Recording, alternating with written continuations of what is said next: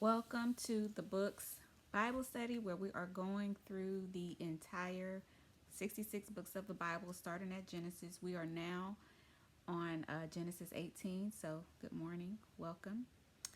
Let's begin. Verse 1. Then the Lord appeared to him by the terebinth trees of Mamre, as he was sitting in the tent door in the heat of the day. Verse 2. So he lifted his eyes and looked, and behold, three men were standing by him. And when he saw them, he ran from the tent door to meet them and bowed himself to the ground. Verse 3.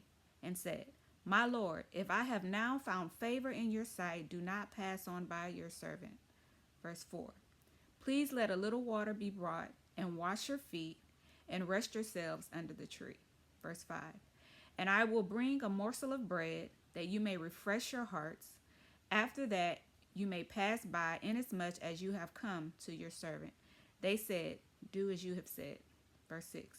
So Abraham hurried into the tent to Sarah and said, Quickly, make ready 3 measures of fine meal, knead it, and make cakes. Verse 7. And Abraham ran to the herd, took a tender and good calf, gave it to a young man, and he hastened to prepare it. Verse 8.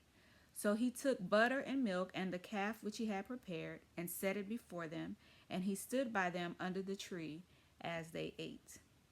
Verse 9. Then they said to him, Where is Sarah your wife? So he said, Here, in the tent. Verse 10. And he said, I will certainly return to you according to the time of life, and behold, Sarah your wife shall have a son. Sarah was listening in the tent door which was behind him. Verse 11. Now Abraham and Sarah were old, well advanced in age, and Sarah had passed the age of childbearing. So we see that there was a natural limitation in her body. It was an actual limitation, right? Verse 12.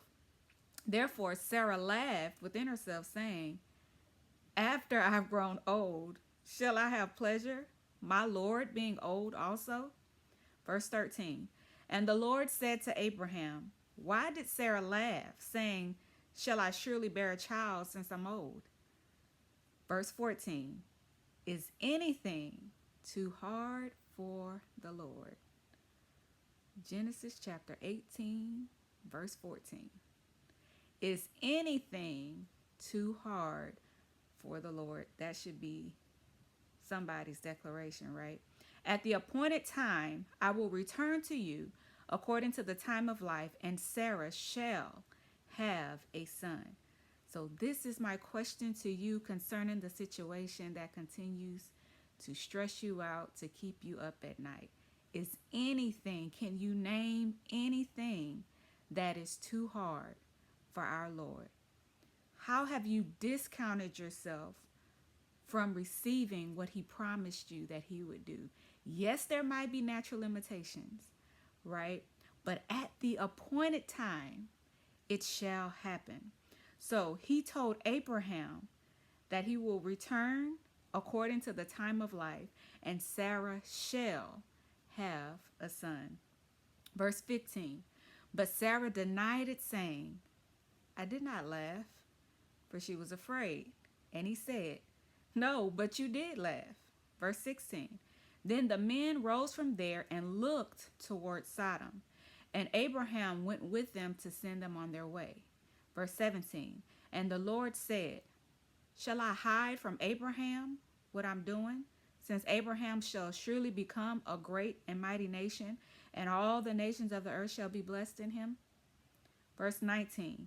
He says, But I have known him, in order that he may command his children and his household after him, that they keep the way of the Lord, to do righteousness and justice, that the Lord may bring to Abraham what he has spoken to him. So it was Abraham's obligation to teach the ways of the Lord, to teach the ways of righteousness to his household, so that that covenant could come to pass, right? God had a covenant with Abraham, and maybe that potential loss of his nephew, right, may have affected him. But I believe God had a personal relationship with Abraham, and I believe he wanted to give Abraham that opportunity to save his nephew and their family, right? Verse 20. And the Lord said, because the outcry against Sodom and Gomorrah is great, and because their sin is very grave. Verse 21, I will go down now and see whether they have done altogether according to the outcry against it that has come to me. And if not, I will know. Verse 22, then the men turned away from there and went toward Sodom, but Abraham stood still before the Lord. Verse 23, and Abraham came near and said, would you also destroy the righteous with the wicked? When you don't know, you don't know. Okay? And when you know, you know. Right? Verse 24. Abraham says, suppose there were 50 righteous within the city. Would you also destroy the place and not spare for the 50 righteous that were in it? Verse 25. Far be it from you to do such a thing as this, to slay the righteous with the wicked, so that the righteous should be as the wicked. Far be it from you. Shall not the judge of all the earth do right? Okay. Verse 26. So the Lord said, if I find in Sodom 50 righteous within the city, then I will spare all the place for their sakes. Verse 27. Then Abraham answered and said, indeed now, he backed up a little bit. He said, indeed now, I who am but dust and ashes have taken it upon myself to speak to the Lord. Verse 28. Suppose there were 5 less than the 50 righteous. Would you destroy all of the city for lack of 5? So he said, if I find there 45, I will not destroy it. Verse 29. And he spoke to him yet again and said, suppose there should be 40 found there. So he said, I would not do it for the sake of 40. Verse 30.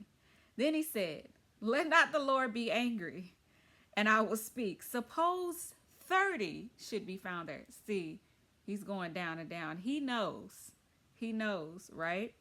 Suppose 30 should be found there.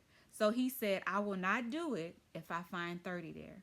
Verse 31. And he said, indeed now, I have taken it upon myself to speak to the Lord.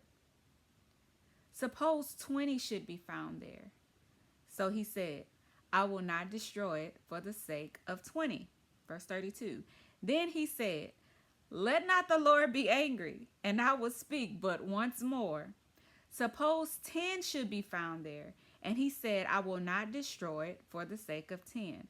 Verse 33. So the Lord went his way as soon as he had finished speaking with Abraham, and Abraham returned to his place. So 50 righteous in the city, right, is really telling us how wicked they really were to have to get down to 10, right? So my question to you before we go on to the next chapter is, do you think it was more or less than 10 in that city that was righteous? And we'll find out in the next chapter. But before we read the next chapter, I want you to write that question and answer it before you go to the next chapter. Okay, so now we see the Lord once again reminding Abraham about his promise, about the seed that's going to come from Sarah. It's going to come from Abraham. And then we see the Lord's kindness toward Abraham to warn him about what he's getting ready to do to Sodom and Gomorrah, right? So he's given him the opportunity to get Lot out of trouble again, right? So, because somehow he ends up back there, okay? So he just got rescued and he ends up back there. So before we go to chapter 19, I want you to write that question and answer it. Do you think it was more or less than 10 righteous in that city? Okay? So I will see you all at 7 p.m. We will go on to chapter 19. God bless.